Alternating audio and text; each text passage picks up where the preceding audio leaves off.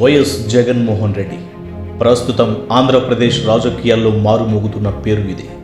మహానాయకుడు doctor YS Rajasekhara Reddy కుమారునిగా తండ్రి మరణం తరువాత ప్రజలకు దగ్గరగా ఉంటూ ప్రజల కోసం ప్రజల మధ్య తన జీవితాన్ని గడుపుతూ యావత్ ఆంధ్రప్రదేశ్ కుటుంబానికి దగ్గరగా ఉంటున్న జననేత వైఎస్ జగన్మోహన్ రెడ్డి.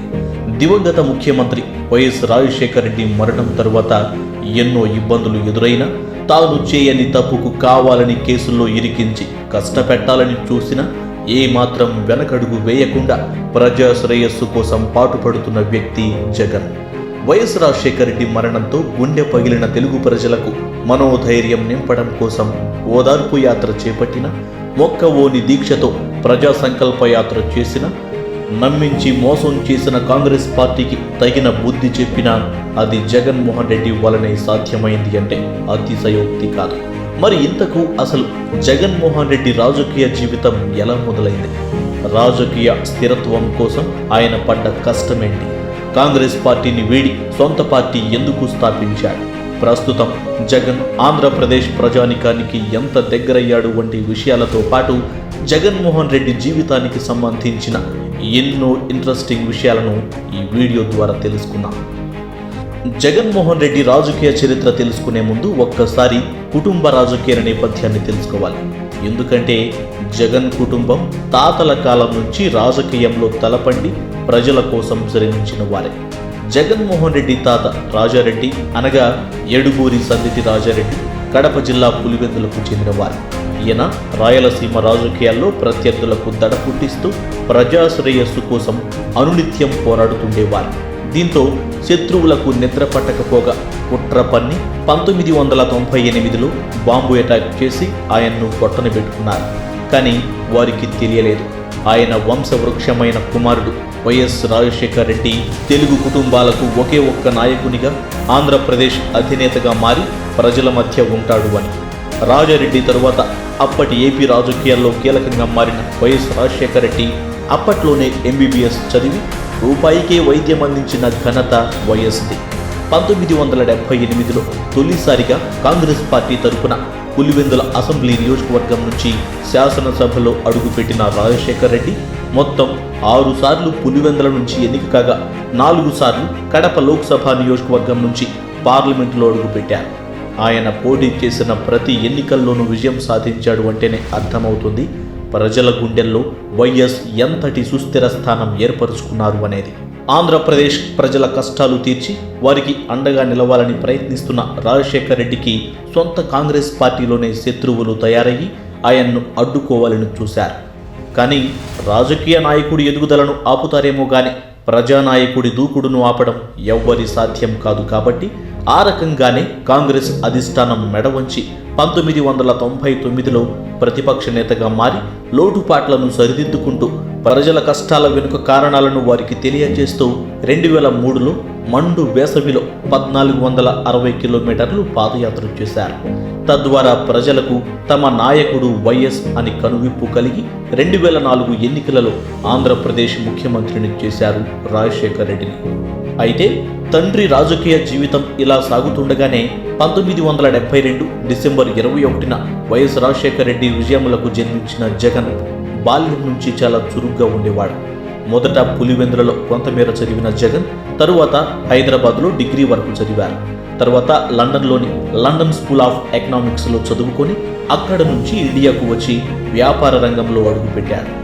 ఇక ఆ తరువాత తండ్రి రాజశేఖర రెడ్డి ఎంబీబీఎస్ క్లాస్మేట్ అయిన సుగుణారెడ్డి కుమార్తె భారతిరెడ్డిని 1998లో వివాహం చేసుకున్నారు. వీరికి హర్షారెడ్డి, వర్షారెడ్డి అనే 2 కుమార్తెలు ఉన్నారు. తండ్రితో పాటు ప్రజాసేవకు దగ్గరవ్వాలి అన్న ఉద్దేశంతో వ్యాపారాలు చూసుకుంటూనే మరోవైపు రాజకీయంగా మొదటిసారి 2009లో కడప ఎంపీగా 180,000 ఓట్ల మెజారిటీతో గెలుపొంది చరిత్ర సృష్టించాడు జగన్. జగన్ ఎంత తెలివిగలవాడు అయినప్పటికీ తండ్రి మాటను జవదాటని కొడుకుగానే ఉన్నాడు. కానీ తండ్రికి తెలియకుండా ఆయన పక్కనే ఉంటూ కుట్ర పనిన వారిని మాత్రం కూకిటి వేళ్లతో సహా పెకలించి తండ్రి 2వసారి ముఖ్యమంత్రి అవ్వడంలో బహుముఖ పాత్ర పోషించాడు జగన్.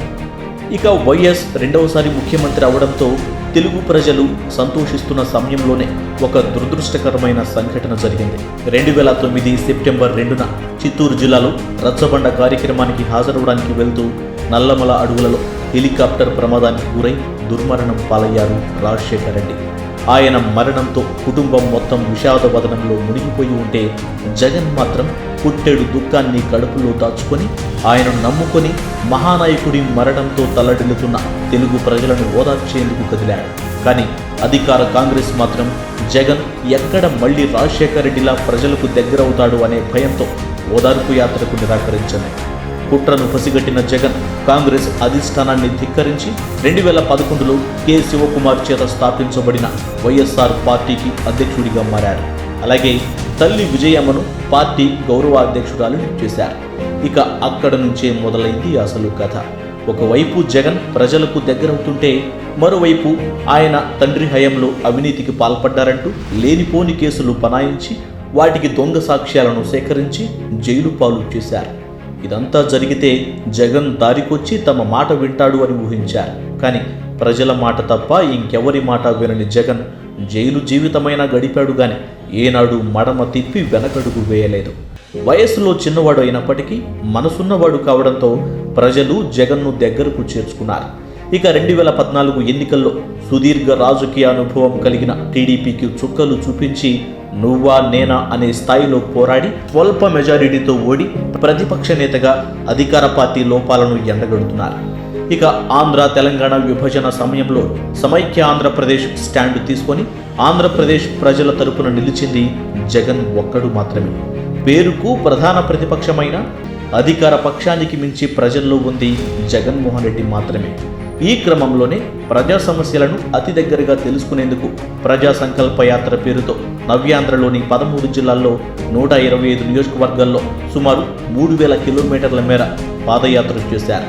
అంతేకాదు కొత్తగా ఏర్పడిన నవ్యాంధ్రకు ప్రత్యేక హోదా కావాలంటూ ధర్నాలు దీక్షలతో కేంద్రానికి చుక్కలు చూపించారు. కానీ కేంద్రం ఎంతకు మాట వినకపోవడంతో చివరకు ఏపీ ప్రజల క్షేమం కోసం తన పార్టీలోని ఎంపీల చేత రాజీనామా చేయించి నిరాహార దీక్షను చేపట్టిన ధీరుడు జగన్మోహన్ రెడ్డి.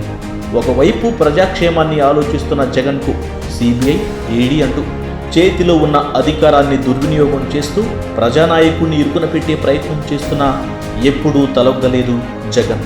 ఈ క్రమంలోనే ఇప్పుడు 2019 ఎన్నికలకు సిద్ధమవుతుండగా జగన్ యొక్క దక్షతను గమనించిన అధికార పక్షంలోని నేతలు సైతం వైసీపీ పార్టీ వైపు కదులుతున్నారు. అలాగే తాను అధికారంలోకి వస్తే ప్రజలకు చేసే మేలు గురించి వివరిస్తూ మేనిఫెస్టోలో భాగంగా నవరత్నాలను విడుదల చేశారు. ఇక ప్రస్తుతం ఏపీలో జగన్ రాజకీయ సమీకరణాలు ప్రజలతో మమేకమవుతున్న ప్రక్రియను చూస్తుంటే వచ్చే ఎన్నికల్లో విజయం తథ్యమనే భావనలో ఉన్నారు ఏపీ ప్రజలు. అలాగే వైఎస్ రాజశేఖర రెడ్డి ప్రవేశపెట్టిన 108 పథకాలు పరిగెత్తాలన్న ఆరోగ్యశ్రీ, రైతులకు రుణాల మాఫీ, ఉచిత విద్యుత్, అలాగే చిన్నపిల్లలకు గుండె జబ్బులకు సంబంధించి ఉచిత వైద్యం, ఇందిరాగాంధీ పథకం కింద ఇంటి నిర్మాణాలు, అలాగే ఎన్నో ప్రాజెక్టులు స్థాపించిన ఘనత వైఎస్ది. ఇలాంటి పథకాలు కానీ అభివృద్ధి పనులు మళ్ళీ పుంజుకోవాలి అంటే ఆంధ్రప్రదేశ్లో వైసీపీ అధికారంలోకి రావాలి, జగన్ సీఎం కావాలి. ఈ వీడియో కనుక మీకు నచ్చినట్లయితే లైక్ చేయండి, షేర్ చేయండి. ఇలాంటి లేటెస్ట్ వీడియోస్ కోసం మా ఛానల్ని సబ్స్క్రైబ్ చేసుకోండి.